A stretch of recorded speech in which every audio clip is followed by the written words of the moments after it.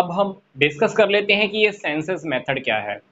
Simple सी बात है, ये बात मैं आपको पहले भी बता चुका हूँ कि मान लीजिए आपने किसी कॉलेज के 2000 स्टूडेंट्स के ऊपर इन्वेस्टिगेशन करनी है, उनका डेटा कलेक्ट करना है। तो अगर आप सभी बच्चों से पर्सनली या इनडायरेक्ट तरीके से इन्वेस्टिगेशन करके उनका सभी का डेटा कलेक्ट करते हो, तो मैं कहूँगा कि आपने सेंसस मेथड यूज़ किया है।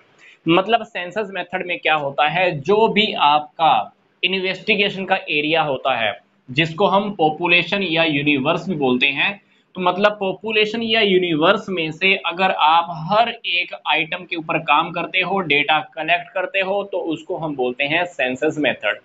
जैसे कि इंडिया में पॉपुलेशन काउंटिंग के टाइम पर होता है। इंडिया में जब भी पॉपुलेशन काउंटिंग होती है तो घर घर जाकर पॉपुलेशन काउंट की जाती है, हर एक बात के बारे में जाना जाता है। यहाँ तक रोड या रोड के साइड में रहने वाले या झुग्गी झोपड़ियों में रहने वाले सभी लोगों का डेटा कलेक्ट किया जाता है, बहुत गहराई से अध्ययन किया जाता है। That is census method. Census method के अंदर क्या होता है, डेटा बहुत रिलायबल होता है, विश्वास करने के लायक होता है। तो अब हम ये जान लेते हैं कि सेंसस मेथड के क्या बेनिफिट्स हैं, क्या इसकी मेरिट्स हैं।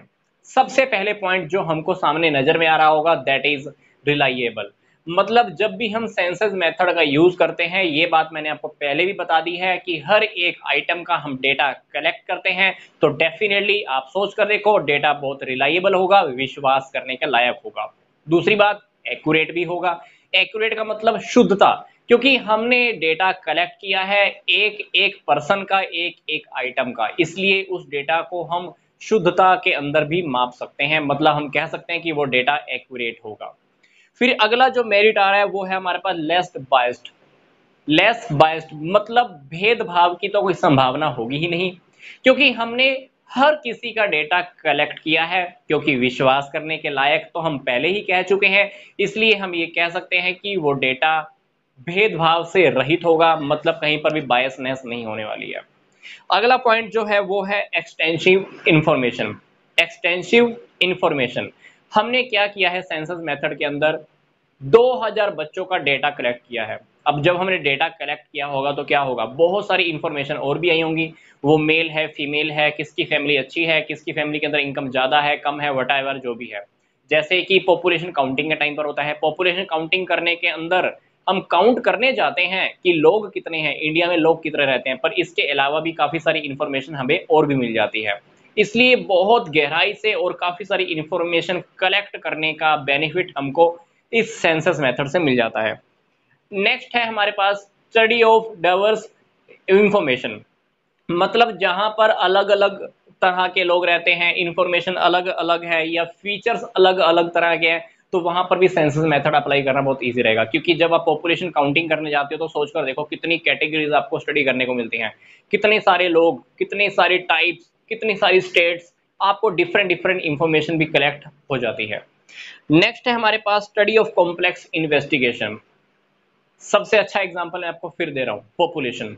पॉपुलेशन काउंटिंग करना आसान नहीं है। पॉपुलेशन का जब काउंटिंग करते हो तो काफी सारी कॉम्प्लेक्स इंफॉर्मेशन मिल जाती है।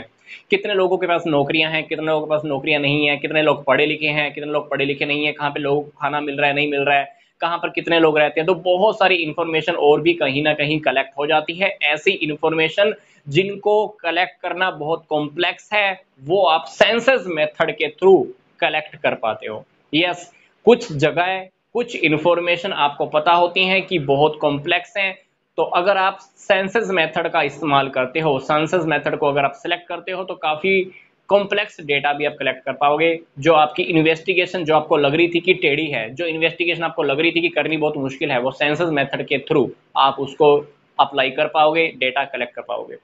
नेक्स्ट है हमारे पास जो मैं पॉइंट बता रहा हूँ आपको, वो है इनडायरेक्ट इन्वेस्टिगेशन।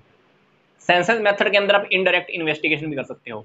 मान लीजिए आपने किसी पर्सन से पूछना है, क्या तुम शराब पीते हो क्या, आपको क्या लगता है वो पर्सन खुद बताएगा? नहीं। अगर आपने मान लो किसी पर्सन से पूछना हो कि क्या तुम्हारे पास नौकरी है क्या, वो हो सकता है कि वो नहीं बताए। आपको क्या करना होगा, उसके आसपास के लोगों से उसके बारे में इंफॉर्मेशन लेनी होगी। इसको हम क्या बोलते हैं, इनडायरेक्ट इन्वेस्टिगेशन। तो इनडायरेक्ट इन्वेस्टिगेशन करने के मामले में भी आपका ये जो सेंसस मेथड है वो आप अप्लाई कर सकते हो, आप इसको यूज कर सकते हो। तो ये मैंने आपको मेरिट्स बताई हैं, ये मैंने आपको फायदे बता दिए हैं सेंसस मेथड के।